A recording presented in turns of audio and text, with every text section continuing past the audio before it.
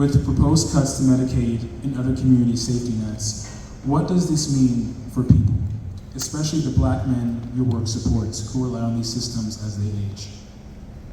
So first of all, thank you for inviting me. I started Unity Arc Advocacy in 2024. The work that I was doing with Black gay men living with HIV was under the umbrella of an organization called Thrive SS.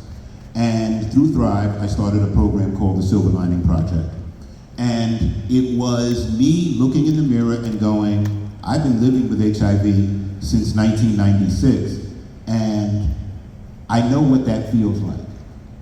But I didn't see me represented in any of the community organizations that I went to. There was a great organization for older LGBTQ folks called SAGE, but when I went there, nobody looked like me. So I wanted to start something to save my own life. And so since doing that work, and since starting Unity Arc, I said, you know what? We're too siloed. We fight for our little fiefdoms, and that's all wonderful, but I wanted Unity Arc to focus on health equity for marginalized communities, period. So when I look at this, this big, and pardon my French, this big bullshit bill, I know that cutting Medicaid is a disaster for marginalized communities, not only living with HIV, but marginalized communities all over, because 40% of people living with HIV depend on Medicaid. 1 in 5 members of the Black LGBTQ community depend on Medicaid.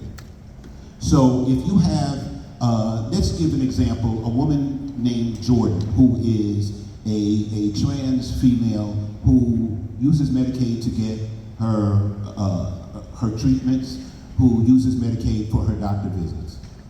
This big beautiful bill says gender affirming care is no longer allowed. So what does that mean? What kind of stress does that bring to her as she wakes up in the morning and goes, wait a minute, I might not be able to find a place to get my hormone treatments. Let's talk about a guy named Marcus, who is a 45-year-old Black gay man living with HIV who depends on Medicaid to get his medicine every month.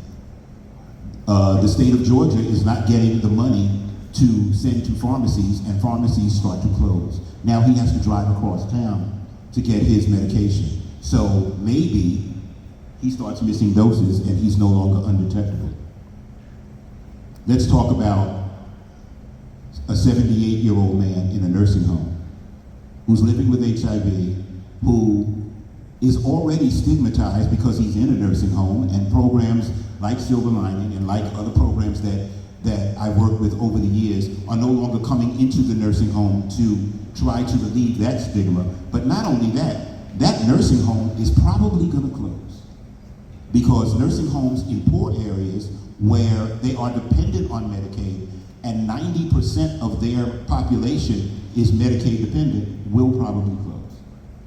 So we have to start talking about, okay, the bill has passed, but the midterms are coming.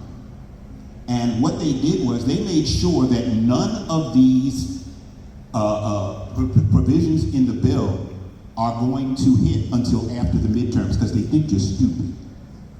So let's be sure to make sure, one of the things at Unity Arc we do is I want to build a bench of advocates that are educated, that can go out and speak and talk about what is really going on. There is so much misinformation, right? A lot of people see this bill and they're gonna say, well, it ain't affecting me, so when I go to vote, I'll vote for whoever I want to. No, no, no, no, baby, that's gonna hit right after the midterms. They're gonna hit you like a club. So we've got to make sure that people understand what is really going on and make sure that they understand what the provisions of this bill are and how they're going to be effective. And it ain't pretty.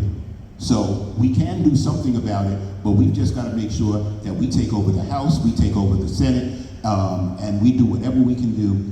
You know, that fool ain't going to sign no bill, but we can fight. There's still a fight left. So. Thank you, Malcolm.